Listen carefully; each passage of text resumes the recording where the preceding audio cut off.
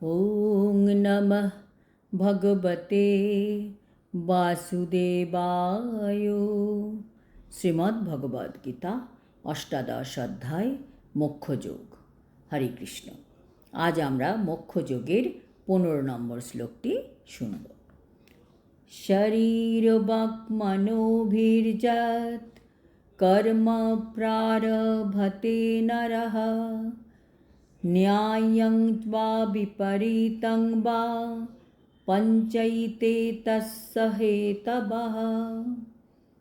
অনুবাদ: দেহ, বাক্য ও মনের দ্বারা মানুষ যে কর্ম আরম্ভ করে তা ন্যায্যই হোক অথবা অন্যায্যই হোক, এই 5টি তার কারণ। তাৎপর্য: আগের শ্লোকে ভগবান 5টি সাফল্যের কারণ সম্বন্ধে বলেছেন। সেগুলি হচ্ছে আমাদের দেহ বা শরীর, দ্বিতীয় হচ্ছে কর্তা বা আত্মা, তৃতীয় হচ্ছে করণ বা ইন্দ্রিয় সকল, চতুর্থ হচ্ছে চেষ্টা এবং পঞ্চম হচ্ছে দৈব ইচ্ছা বা ভগবানের ইচ্ছা। এই জড়জগতে যা কিছু কাজ হচ্ছে এই 5টি কারণের দ্বারাই হচ্ছে। এই কারণগুলি 5টি কারণই হচ্ছে সেই কাজের সাফল্যের চাবিকাঠি। এই কারণগুলিকেই ভগবান আরও বিস্তারিতভাবে কোনটি সঠিক বা ন্যায্য কর্ম আর কোনটি অন্যায্য কর্ম সেই সম্বন্ধে বিশ্লেষণ করে আমাদের বোঝাবে। আমরা যে কোনো কর্মই করি না কেন এই 5টি কারণ তার মধ্যে থাকতেই হবে। এই শ্লোকে কোনটি ন্যায্য আর কোনটি অন্যায্য তা যথেষ্ট গুরুত্বপূর্ণ এবং তাৎপর্যপূর্ণ। ন্যায্য কর্ম শাস্ত্রের নির্দেশ অনুসারে অনুষ্ঠিত হয় এবং অন্যায্য কর্ম শাস্ত্রবিধি লঙ্ঘন করে অনুষ্ঠিত হয়। কিন্তু যে কর্মই সম্পাদন করা হোক না কেন তার সম্যক অনুষ্ঠানের জন্য এই পঞ্চবিধ কারণের প্রয়োজন হয়। কোনো জিনিস হয়তো আমার জন্য ন্যায্য কিন্তু আরেকজনের জন্য সেটি অন্যায্য, এটা হতেই পারে, কারণ এটা হচ্ছে রিলেটিভ।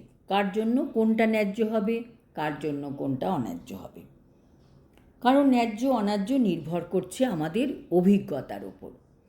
যেমন আমার অভিজ্ঞতা অন্য আরেকজনের অভিজ্ঞতার থেকে পৃথক হতেই পারে।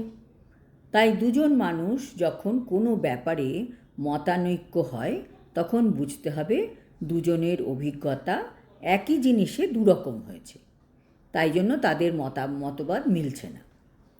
তখনই একটা জিনিস সর্বতোভাবে মানা যাবে যখন কোনো একটা প্রেসক্রাইব নিয়ম থাকবে, তখনই আমরা একটা জিনিসকে সবাই মেনে নেব, না হলে সবাই তর্কই করতে থাকবে।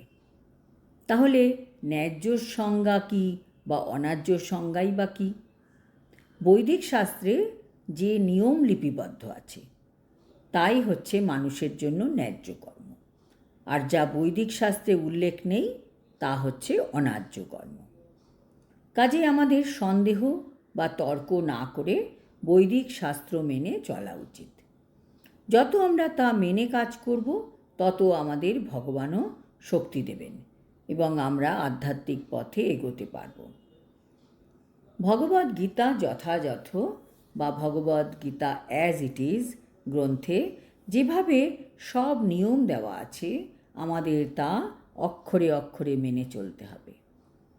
আমাদের মনের সব প্রশ্ন, সব ডাউট, এই সব কিছুর উত্তর এতে দেওয়া আছে এই ভগবদ গীতা অ্যাজ ইট ইজে।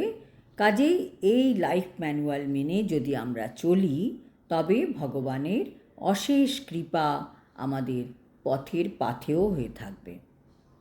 অনেক সময় আমরা উপলব্ধি করতে পারি কোনো কর্ম করার সময় আমাদের মন থেকে আমরা সাড়া পাই না, কোনো কর্ম করার সময় আমরা মন থেকে সাড়া পাই না, তাও আমরা সেটা করি, কারণ আমাদের মনের মধ্যে একটা দ্বন্দ্বভাব কাজ করে, কাজটা করা উচিত কি উচিত না।